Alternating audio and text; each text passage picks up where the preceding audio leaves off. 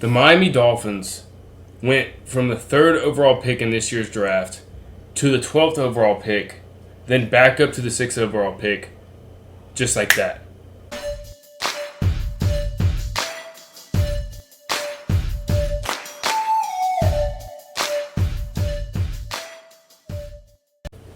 What's up, YouTube? It's your boy Chief O'Keefe here, and I'm back with another video. And as you can tell in the title, some big moves happened today. Some big flashy news, some blockbuster trades, and they happened in a flash, okay?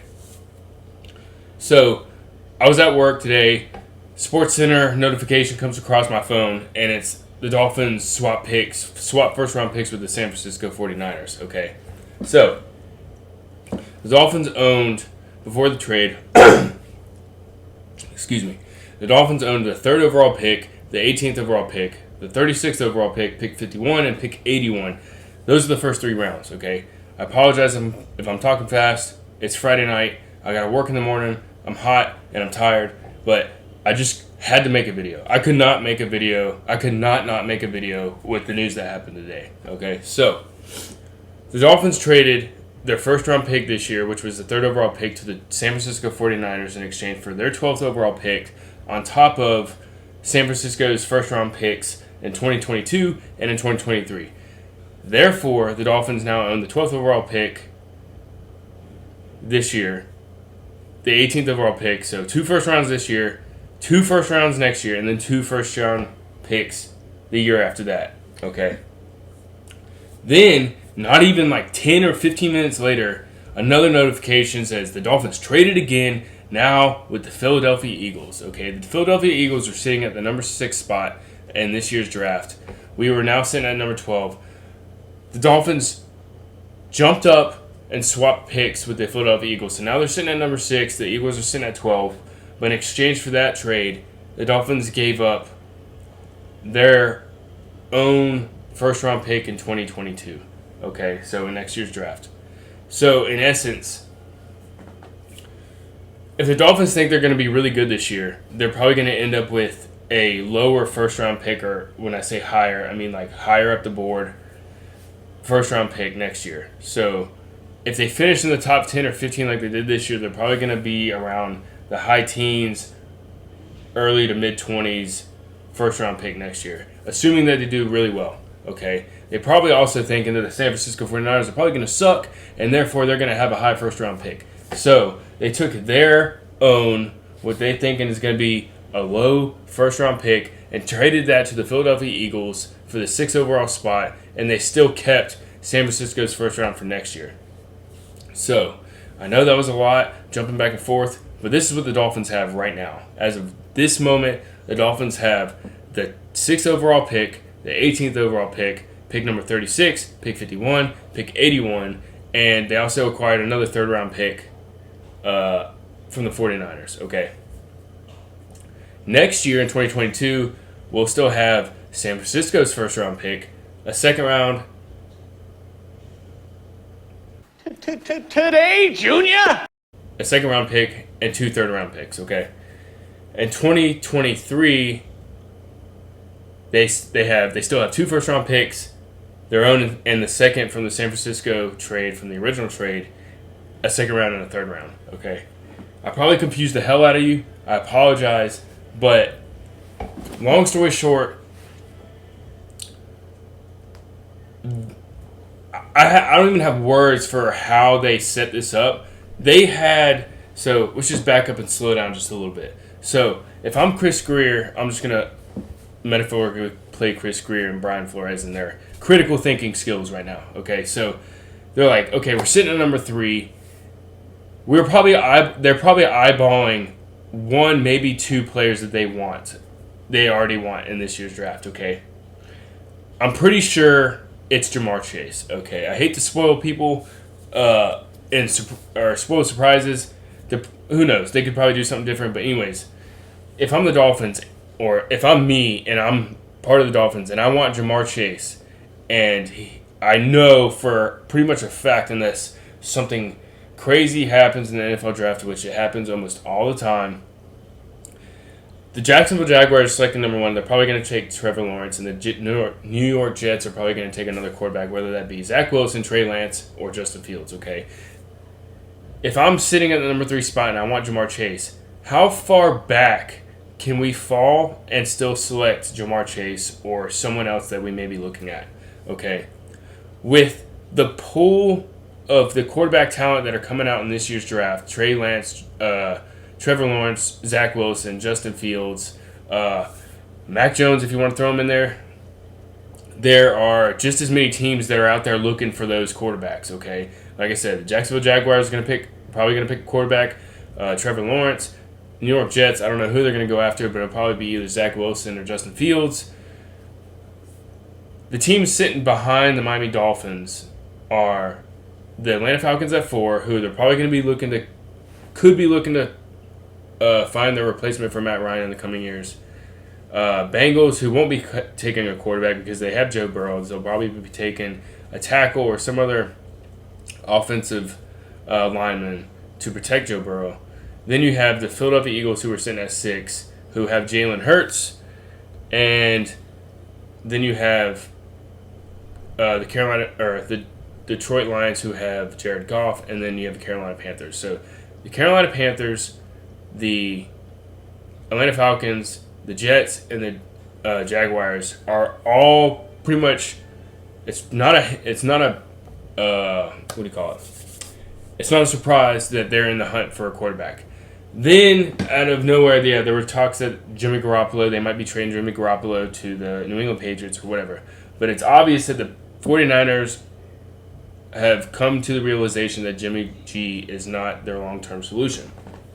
So, out of nowhere, they're like, hey, we want to be in the hunt for the quarterbacks. So they jumped up, swapped picks with the Miami Dolphins. Now they're sitting at 3. So now they have a chance at either Zach Wilson, Justin Fields, or Trey Lance. Okay, maybe even someone else. Who knows? But because of that, the Dolphins acquired additional draft capital for the following drafts and still maintained their 2 first rounds this year. Then the Dolphins took one of those first rounds from next year in 2022, traded it with the Philadelphia Eagles to jump back into the top 10 to probably grab the guy that they want. They are sitting at like the perfect spot to grab the guy that they want. And if it doesn't happen, there are a handful of people that they can grab. Okay, they're probably looking at team needs, wide receiver, linebacker, edge rusher, and they could grab pretty much any player at that position at that number 6 spot right now. So, with all that being said, these dudes, Chris Greer and Brian Flores, are straight hustling, bro. Like, they're geniuses. Like, they're thinking, the shit's chess, it ain't checkers. So, I don't know where this came from because Chris Greer was the general manager a couple years ago and he wasn't pulling off these kind of trades. The Dolphins are known to make blockbuster trades. Not a lot, but they are pretty relevant to them. They've made blockbuster trades with Ndamukong Suh, Mike Wallace, Brandon Marshall, the Laramie Tunsil and Kenny Stills trade. So,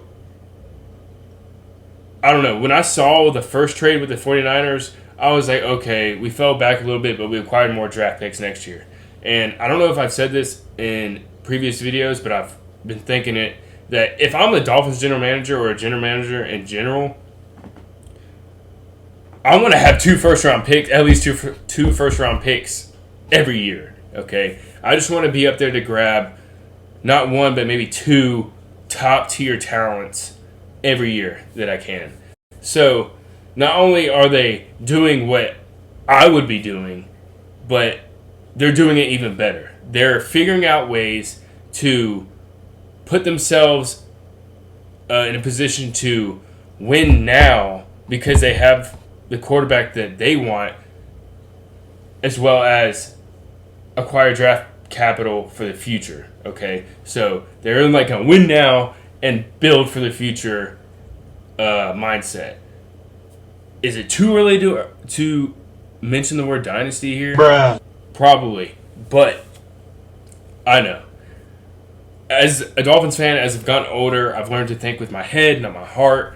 But I could be more excited right now for the Dolphins, and as a Dolphins fan for this year and then the years to come, because I finally feel like, and I've said this, like I said, when I was younger, that I thought Adam Gase was offensive guru. He was going to turn Tannehill into a superstar, and he just wrecked the team, tore it down, and he's a terrible coach, and he's probably high on crack. But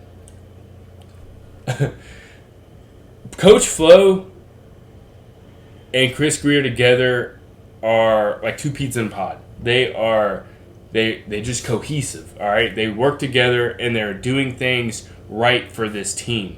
Finally, in my lifetime, I could finally look forward to the Dolphins being hopefully a team that consistently competes to be at the top, okay? A team like that is like the Baltimore Ravens, okay? They've had flaws on different sides of the ball. They had Joe Flacco for a long time. He did win a Super Bowl, but the Ravens are consistently in the playoffs. No, like, as far back as I can remember, they're consistently in the playoffs, and they just hadn't had that extra push to push them to the Super Bowl besides that one year when the defense carried them, because Ray Lewis is a legend, and it was whatever.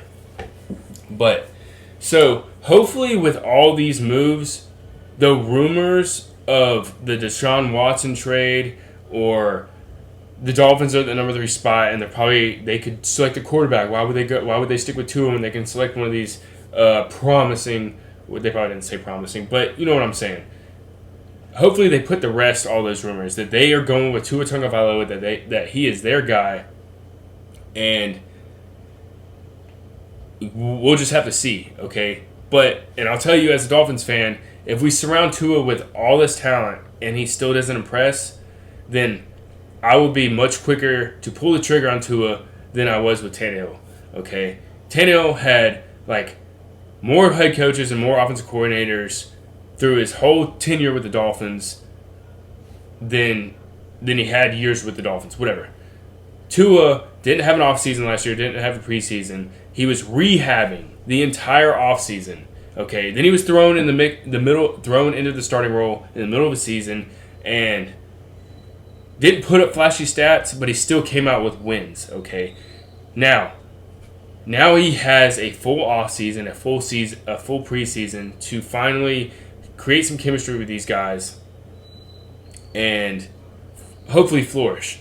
But enough from Tua. I've said it enough, but I don't know what to say. I had to make a video because this was just big. This was headline news, man. I had to make a video. Today was just like one of those crappy days. It was crappy weather outside. You know, didn't expect nothing of it, and all of a sudden, SportsCenter comes across, and like my eyes got like this big when I saw the San Francisco trade. Then they got even bigger when I saw that they traded back into the top 10 and acquired more draft picks. Like, it's ingenious, okay? These guys are straight hustling out there. So yeah, that's the blockbuster trade. I've been out for a while. There's been some news since I've been gone. You guys already know. We signed Will Fuller, the wide receiver from Houston, in free agency to a 1-year deal. Will Fuller wants to prove himself. He said in an interview that he wants to prove himself, that he is a long-term deal, and that's why he signed a 1-year contract with the Miami Dolphins. He's a playmaker, dude. He's a deep threat. I kind of have a soft spot for Will Fuller because, and people who play fantasy football will probably say the same, when you have someone on your fantasy team and they tend to do well, or they have those games where it's like, he's probably the reason why I won this week. I have a soft spot for guys that I've had on my fantasy team, whatever. Will Fuller, when DeAndre Hopkins left for Arizona, Will Fuller filled in as the number 1 receiver for Deshaun Watson and only played 11 games because he got suspended for PEDs, and he proved that he could be a wide receiver 1. Now he's with the Miami Dolphins alongside Devontae Parker and Preston Williams, and we still are holding on to Albert Wilson. We still have Allen Hurns. I I'm pretty sure we still have Jakeem Grant, but he'll probably be cut or released just because of it's a business, okay? They also re-signed Mac Hollins, who's like a special teams, like wide receiver 4 or 5, or special teams guy. They signed Duke Riley from Philadelphia, I believe. They signed linebacker, so Duke Riley's a linebacker. They signed Brennan Scarlett, who's also a linebacker. They're like adding depth to the linebacker position. Ever since we got rid of Raekwon McMillan, we've been just kind of just filling the linebacker position with various talent that can do different things, and I like it. I like the idea. We signed Matt Skura, who's probably our 4th center in like 4 years, but he was a center for the Baltimore Ravens, and hopefully with his experience, hopefully the center position will be a little bit more improved than it has been over the past couple years. They signed Robert Foster, who was a wide receiver for the Buffalo Bills, I think, if I'm thinking of the same guy. Then we traded Shaq Lawson to the Houston Texans in exchange for Bernard McKinney, who's also a linebacker. We have a lot of linebackers, okay? We then also signed Cethan Carter, who is a fullback, tight end, a hybrid kind of guy from the Cincinnati Bengals, okay? So, a lot of news since I've been gone, but I had to make a video on today's Blockbuster trade because it's huge, okay? Tell me what you guys think about the trade or trades today. Let me know what you guys think of their free agent signings. A lot of people were kind of upset because they didn't make any big splash free agent signings. Okay, a lot of people were thinking we were going to get Juju Smith or Kenny Galladay or whatever, but we signed Will Fuller, who was a surprise in my eyes. But like I'm really excited to see Will Fuller play for Miami. It's going to be exciting, man. Imagine having Devontae Parker, Jamar Chase, Will Fuller, and then the guys behind them in the slot when they need some fresh feet, Albert Wilson, Allen Hurns, just to kind of fill those voids. The only thing we need, besides obviously better offensive line play, is a running back. If we draft Najee Harris at 18 and we have all this talent around us, dude, if our defense play as well as they did last year, this year, and we have all this talent, I can't even put it into words. Like, I'm always excited for the upcoming season, but as I put my heart, or more of my heart, into this team and try to figure out and just watch what they're doing, I don't know. Like I said, as a Dolphins fan, I'm used to losing, so winning is a surprise. It feels great, and I don't know what to say. I can't wait to see what unfolds in the future. All right, but that's my video. Let me know what you guys think. If you haven't already, please like and subscribe to my videos. Hit that bell if you want to be notified whenever I release the next video. But yeah, huge day today. But other than that, I will see you guys later. All right, fins up.